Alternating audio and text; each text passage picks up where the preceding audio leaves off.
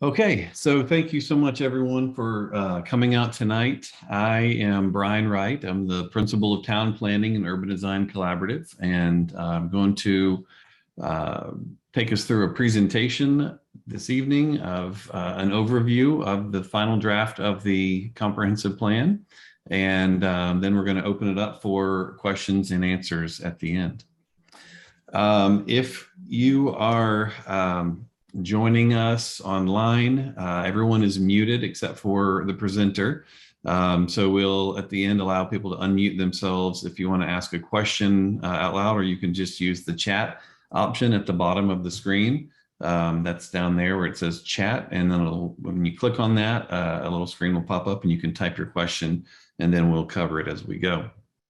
If you're on your phone, there's the three buttons that says more. And then when you click on that, there's a chat option there as well. So if you are unable to join or give input tonight live, you can go on the webpage as well. And there's a recording of the presentation and discussion that'll be posted soon. Also, there are going to be additional presentations and question and answer sessions that the city is going to host. And then the official approval process of the comprehensive plan will begin with the Planning Commission approval and then go through City Council approval as well. And so those dates are out there. Looks like April 21st and May the 9th. And I think they sent out about 21,000 mailers to residents, so people would be aware of what's going on with this process this evening and with the adoption approval process as well. So as I said, I'm Brian, and I am just one of many people who've been working on this plan for quite a while now. We've had a great team of professionals, those who are experts in infrastructure, in planning and design, in transportation, economics, sustainability and resiliency, in equity. And so we've all been working together, putting our heads together and working with the community on this, on the drafts that have come forth thus far. So for those of you who may be new to the process so far and maybe aren't really even familiar with what a comprehensive plan is, a comprehensive plan is a long-range policy document that really establishes the vision for the future of the city. It has policy guidance for growth and development and conservation. And then there's specific actions items that are intended to direct the city in the implementation of the vision forward for the future. So this is really, the high level, and you'll evaluate future decisions that you make based on the recommendations, the vision, and the policies in this document. So in order to get to the point that we're at tonight, many things have happened before. This is kind of the timeline, different milestones that have happened. And this is always an exciting presentation to give, somewhat bittersweet too, because we are at the final dot here in the timeline, and that's where we are now. But I'll run you through some of the things that we've done so far to get us here. So at the very beginning, we had a community kickoff session, September 9th of 2020. And this was, kind of early on with, COVID going on. So we were doing everything virtually online. And so that was a nice way to start. We also had this on the table program where it's essentially a self-guided, self-moderated group session where people volunteered to host an on the table session, and they would invite people that they knew to come together virtually or on the phone or in person, and kind of walk through this packet that we had put together and answer questions and give us feedback. And so that was really great. We had several groups do that, and we got a lot of good feedback. There was a think tank with different members that represented different groups from around the community. different organizations and individuals, different parts of the city as well. And so they would, help us identify issues and things of concern. If we had some questions, we would pose those questions to them. And they would also, maybe most importantly, really help us get the word out and let people know what was going on, so we could make sure there was widespread public participation, because we know that just, getting an email from a random, planning consultant, or even from the city planning department, doesn't have the same weight as if it's from a trusted community member, somebody that or is part of an organization that you're a part of. And so that was a big help as well. We had our big Planapalooza event, October 22nd through the 26th, where we had an opening presentation where we talked about different planning concepts, big ideas, best practices. And then there was an online workshop where people were able to participate and give their input. We had interactive mapping exercises. We had different meetings with different topics, like, transportation and utilities and infrastructure and neighborhoods and community. There were web discussions. And then we had a sort of a closing presentation where all the work that we were doing throughout this was presented. And then we had a question and answer session live online. The web page has been running throughout this whole process. It's very robust. It's a two-way communication. So you don't just go there to get information, actually can give input on the web page as well. And so we've been, with staff, been gathering input that people have provided through the web page, planspartanburg.com. We knew that not everybody had reliable access to the internet. And so we did these visioning workshops to go. And so they covered different topics, and people could pick them up or print them out, and could, kind of take them into their neighborhood, to their family, and fill out the information there and get it back to us. And so we wanted to make sure that we were, reaching out to everybody, no matter, what technology they had available to them.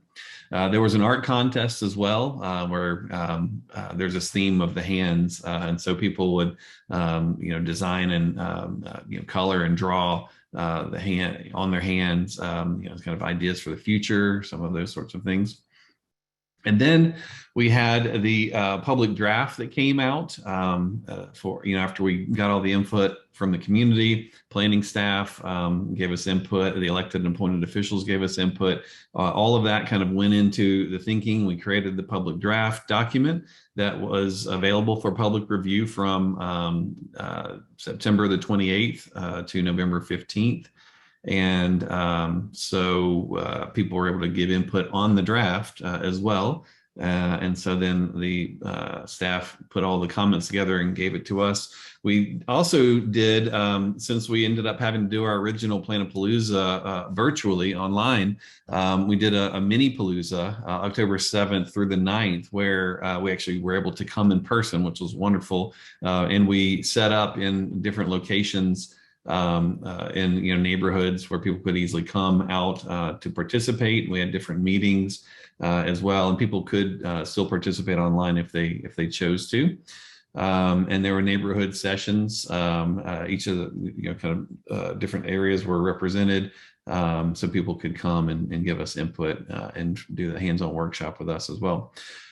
So if you haven't had a chance to study the plan, I'm going to run you through some of the high-level things that are in there. But what we really, the purpose of this presentation isn't to really teach you everything about the plan. It's to give you a preview of it, so you'll hopefully go back and look at it on your own as it moves forward into the official adoption process through the city with the Planning Commission and the council. So some of the here's the cover of the final draft. So it's hot off the press. We were actually working on that recently. But it's organized into different sections, and there's the introduction, and it goes through some of the higher level things. And then there are the elements, which are the different chapters. So we have population, economics, housing, transportation, natural resources, cultural resources, community facilities, land use, and community character. And then we have these focus area plans for some of the areas that people pointed out to us that might be opportunities for us to illustrate some of the ideas that are contained within the plan. And so we'll talk about that in a little bit as well.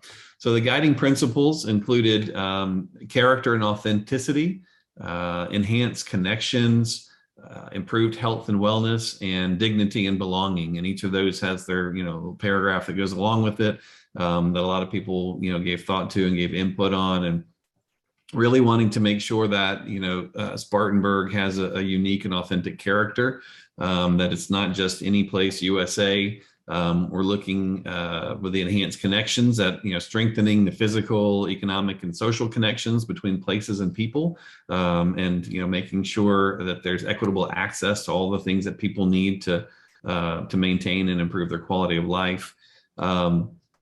We've got the improved health and wellness. We know that this is something of concern. Some of the early studies that have been done showed a disparity in the life expectancy of people based on where they lived in different parts of the city. And so health and wellness was an important thing to be addressed in the plan as well. And then, of course, from the very beginning, the idea of dignity and belonging, and making sure that everyone feels at home and comfortable and has a place in Spartanburg, to really, no matter who they are, what their background is, what their preferences are, all of those things are really, at the end of the day, important to, a community like Spartanburg. You guys have been working at this for several years, and the result of all the efforts and discussions about these topics, equity, et cetera, have been, are really culminating in what is the first ever equity-based comprehensive plan in the country. You guys are really, trailblazing here, which is exciting. Within the plan, something that's important to make sure you don't skip over is the user's guide. And so it talks a little bit about, as you're looking at it, as you're reading it, kind of how to do it, how to think about what you're reading, how to, understand that all the things that are in the document are, based on the things that we heard from the community. So it really represents the community's vision and voice, that things aren't going to happen right away, that, it takes time. Some of the ideas are big and ambitious and long range. The comprehensive plan is sort of thought of as a 25-year document, a 25-year plan. But some of the things in here are so bold that they may take longer than that. And some of the things are, more modest and can happen much sooner. And then it talks about, as I mentioned a minute ago, this commitment to equity coming first, and sort of evaluating all of the different aspects of the plan through a lens of equity. How to champion the plan. And so if there are things that you like in the plan, how do you take those things and begin to help move those initiatives forward? It's obviously the city has sponsored this plan. It is the city's plan for the future. And, the city will be responsible for doing lots of things in here, but there are many things that, just citizens in the community can be a part of and can help move forward. How to also, incentivize and prioritize that different private investment and public investment moving forward, and then how to be part of an action and implementation team. So the commitment of equity to equity was something that we actually addressed early on, as we realized that we were going to have to go online with COVID, and we said, oh well, that's no big deal. We know how to do online workshops and sessions and all that. And then within about 5 seconds we realized, oh well, not everybody has access to the same technology, has reliable access to the internet, et cetera. And so, what are things that we can do even in our process, not just in the plan, to make sure that everything that we do is equitable? And so our team of specialists helped us through that, and also getting input from the community as well. And so we created with our team these equity indicators that are contained throughout each of the different elements of the plan. And so you can use these equity indicators to measure different levels of inequity and track your progress as you move towards a more equitable future. And so just kind of look through a little bit here. So this is in the population element. And so we start off at the very beginning with the equity indicators and looking at the housing composition and the primary language of how it's spoken in each household, and the race and ethnicity, et cetera. And there's many others that are throughout here. And then some of the other elements, it's a bit more tangible. You're able to really start to tie it to specific outcomes. So economic development, we were looking at people's educational attainment, income levels, and poverty. And so how you can increase different aspects in those regards to start to have a more equitable future. In housing, we were looking at homelessness and housing instability and the cost of housing. And this was even before housing prices had gone so crazy. And so it's even more relevant today than it was at the time. The condition of housing, et cetera. Looking at transportation, some of the equity indicators there have to do with vehicle ownership. And, in some ways, whether or not you need to own a vehicle or multiple vehicles. And so we're looking at the pedestrian network, so people can walk and bike more easily, access to transit, and then sort of overall pedestrian facility condition. Because even if you have sidewalks, if they're all crumbling and don't feel safe or convenient, people won't use them. And so starting to understand those aspects and making recommendations around how to improve those. With natural resources, some of the indicators we were looking at were, how close are, homes to parks and recreation facilities so people can enjoy, any leisure time they have. What are the qualities of the parks and recreation facilities in each location around the city? How much the facilities are being used, and tree cover. We see a lot of times when you can look at an aerial photo of a city and just really start to see, unfortunately, some of you can figure out the demographics of who lives where based on the tree canopy within the city. And so how do we improve aspects like that? The community facilities element, we looked at things like access to the internet, as we mentioned early on, emergency service response times. Are people coming to public meetings and do they feel comfortable at public meetings, and are there places for public meetings to occur? And then how are people represented on boards and committees as well? In cultural resources, we're looking at things like access to libraries and other cultural institutions, how often people are attending cultural events, because then you can kind of tell whether or not the events are appealing to everyone. And then different aspects of inclusion and representation in culture within the city.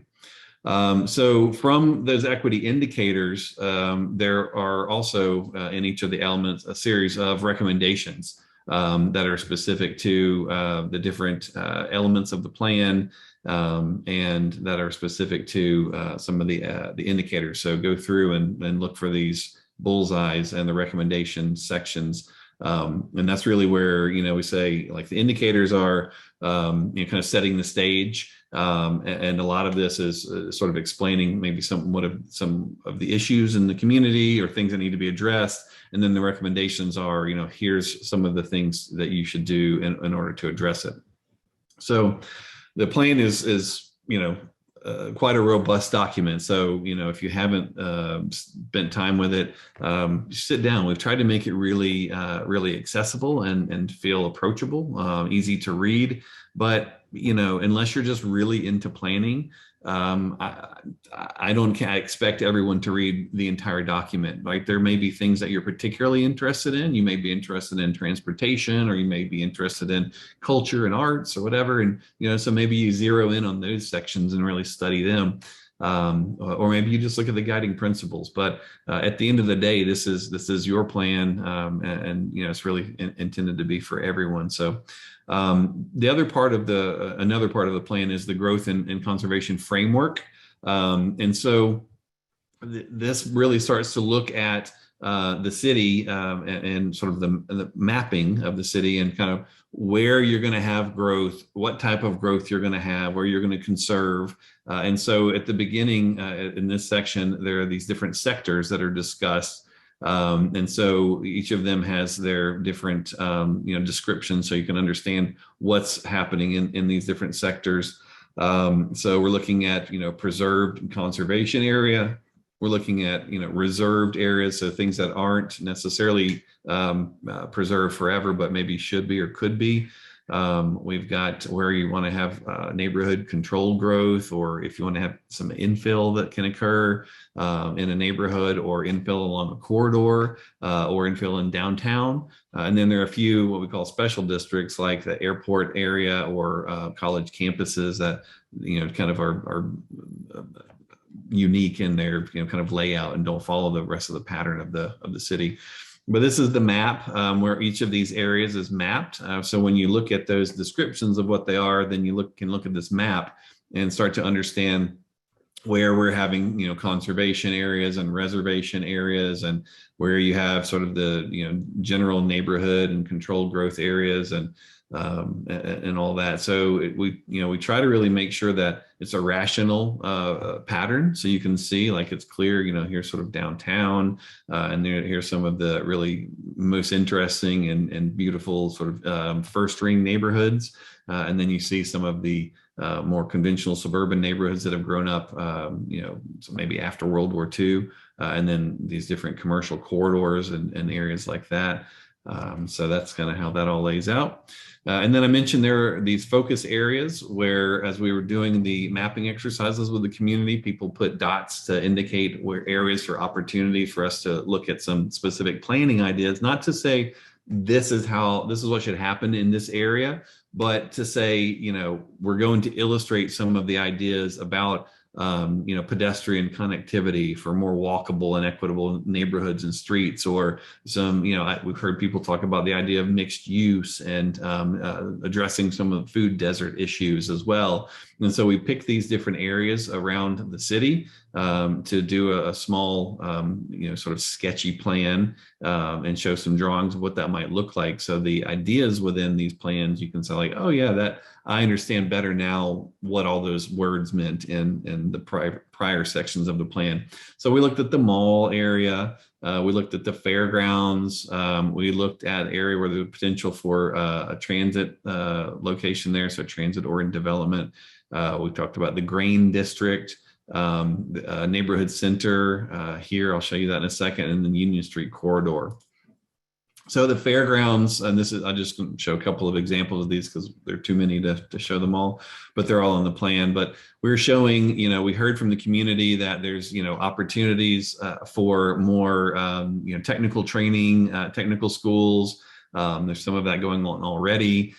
We heard about the need for community gardens and neighborhood agriculture, for play fields, and for opportunities for some jobs and businesses, some opportunities for different types of housing, some tiny houses and other things. And so this plan has all of these different elements that we heard about shown on here, and we've shown how you could kind of work with the fairgrounds and keep some of that layout in place and add some really cool and innovative things.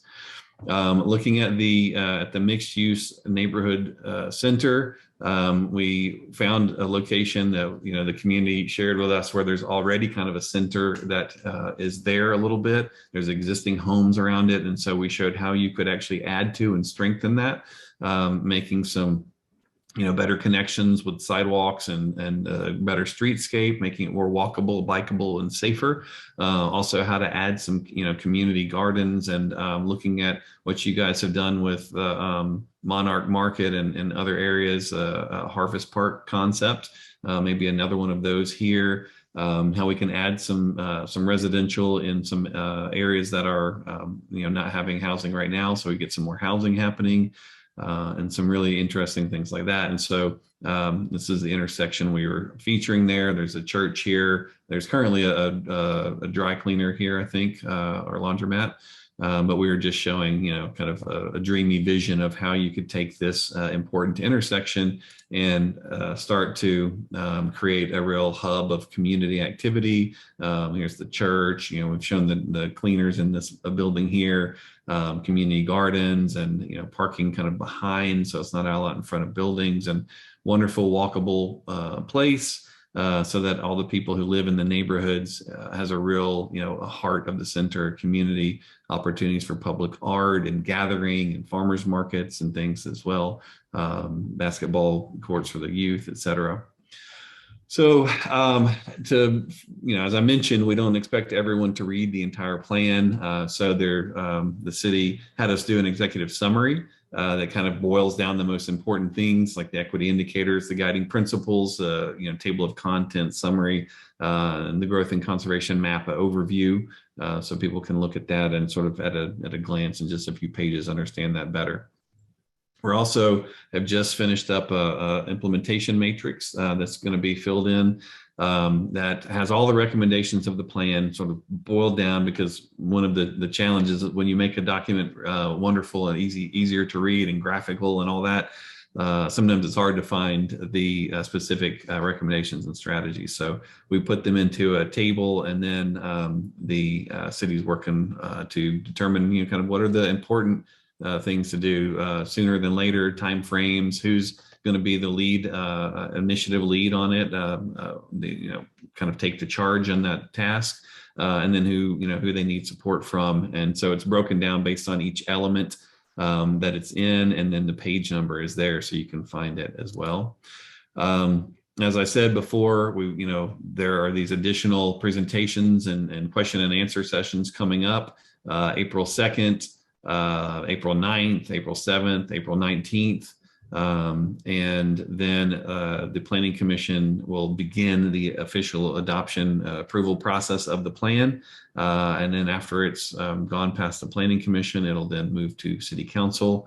And then you guys will have this new plan in place, the first ever equity-based comprehensive plan in the country, and hopefully have a great path forward to the future that's even better than it is today. So with that, that's again high level for where we are, where we've come from, and where you're going. And I will stop the presentation and open up for questions.